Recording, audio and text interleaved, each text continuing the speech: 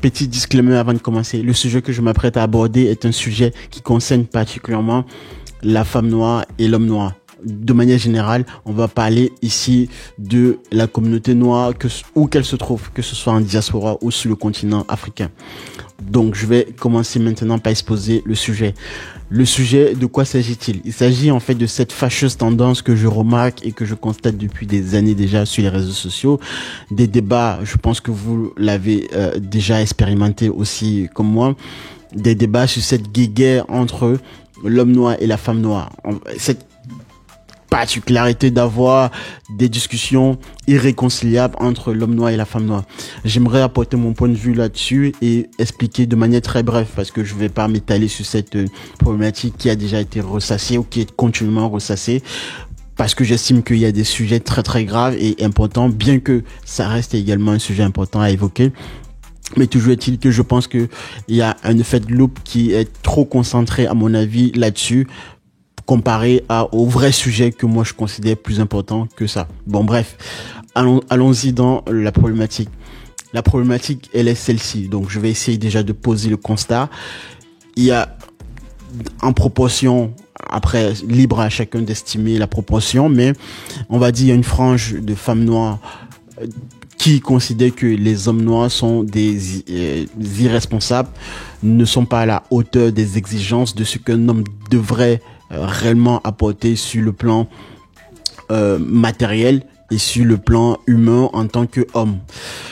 Donc, prioritairement à cet argument-là qui parfois se trouve étant vrai, effectivement, quelle que soit la société dans laquelle vous vous trouvez, en Occident ou sur le continent africain, vous trouverez une frange effectivement d'hommes noirs qui ne sont pas capables. Ça n'a rien à voir avec la couleur de peau, je dirais même. Mais toujours est-il que déjà il y a cette vision-là, ce constat-là qui est lié, pour ma part, je pense prioritairement déjà le sujet est un épiphénomène qui se situe principalement en Occident, beaucoup plus en Occident en tout cas que sur le continent africain. Bien que ça reste une autre problématique avec d'autres facteurs, mais restons pour cette problématique sur l'aspect effectivement en Occident.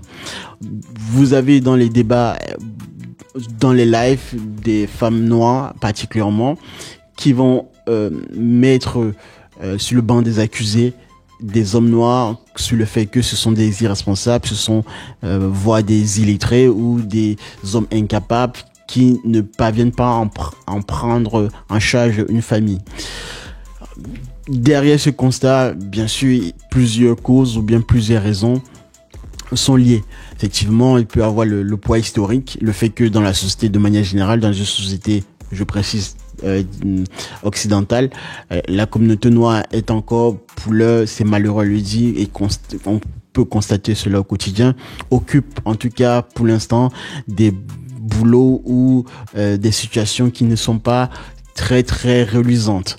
Donc bien sûr l'homme noir en tant que individu sujet de cette société-là est confronté à cette pression qui chez certains aussi, c'est malheureux à dire, ne parviennent pas à assumer leurs responsabilités en tant qu'homme noir vis-à-vis de la femme noire.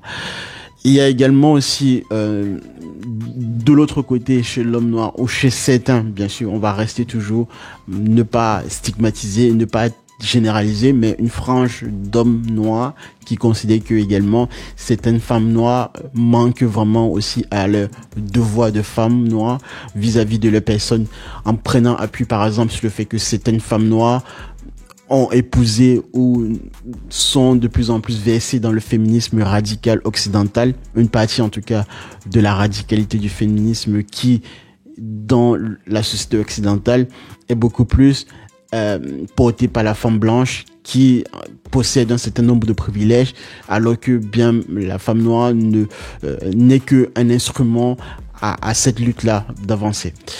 Donc aussi, voilà une perspective que certains hommes noirs considèrent que certaines femmes noires adoptent en tant que comportement qui ne sont pas liés historiquement à ce que leur maman était dans le mariage ou dans le couple de famille avec le papa.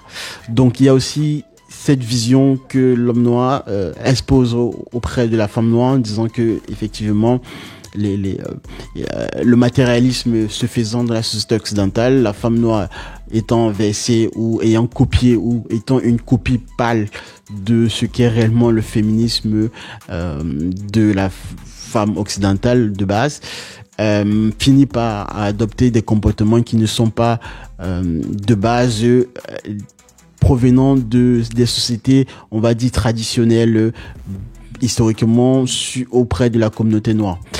Et il y a aussi également donc cet aspect-là. Alors, je viens juste de planter le décor. Vous voyez, c'est pas très facile, mais de part et d'autre, il y a des arguments qui peuvent se discuter. Toujours est-il que maintenant, pour sortir de cette irréconciliation ou de ces invectives de part et d'autre, il y a pour moi des aspects ou des facteurs, des notions plutôt à proposer comme étant des solutions nécessaires. Je vais ici citer quelques notions essentielles qu'il faudrait aborder lorsque vous êtes en couple ou lorsque vous essayez de vous mettre en couple en tant que couple afro pour que tout se passe bien, entre guillemets. Il y a la notion d'égalité. L'égalité, qu'est-ce que c'est? Est-ce que l'égalité veut dire un partage tous azimuts des tâches, du 50-50 pour paraphraser de manière très rapide? Qu'est-ce que la complémentarité? Que veut dire le fait d'être complémentaire, sur quel plan, à quel moment, etc. Ça, c'est également les notions qui ne sont pas abordées lorsque deux individus, donc dans un couple afro, se retrouvent surtout en diaspora, parce qu'effectivement, il y a déjà des valeurs biaisées de part et d'autre, et parfois cette notion n'est pas poussée jusqu'au bout. Il y a également aussi la notion de sacrifice.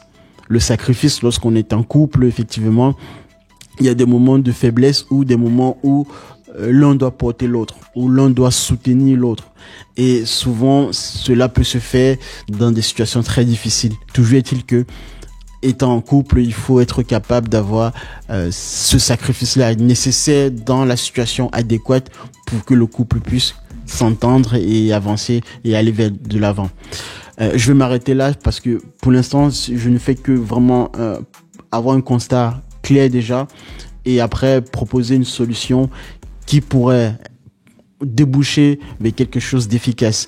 Dans les prochaines vidéos, bien sûr, je m'étalerai beaucoup plus en longueur sur ce sujet-là, mais pour l'heure, je voulais déjà spécifier cette particularité ou cette fâcheuse tendance de débat que je n'aime pas particulièrement, mais bon, je suis parfois obligé de m'y coller parce que je constate que sur les réseaux sociaux, alors il y a aussi effectivement cet aspect-là parce que sur les réseaux sociaux, la plupart des contenus qui font le plus de vues, c'est forcément des contenus polémiques où il y a des invectives, des clashs de part et d'autre et c'est vraiment quelque chose de malheureux parce qu'effectivement, on peut pas avancer vraiment ou s'étaler ou de s'investir sur des vrais sujets qui pour moi sont beaucoup plus importants pour pouvoir avancer dans ce que j'appellerais réellement la réalisation de soi ou le fait de pouvoir réaliser des grandes choses pour les uns et les autres dans la société.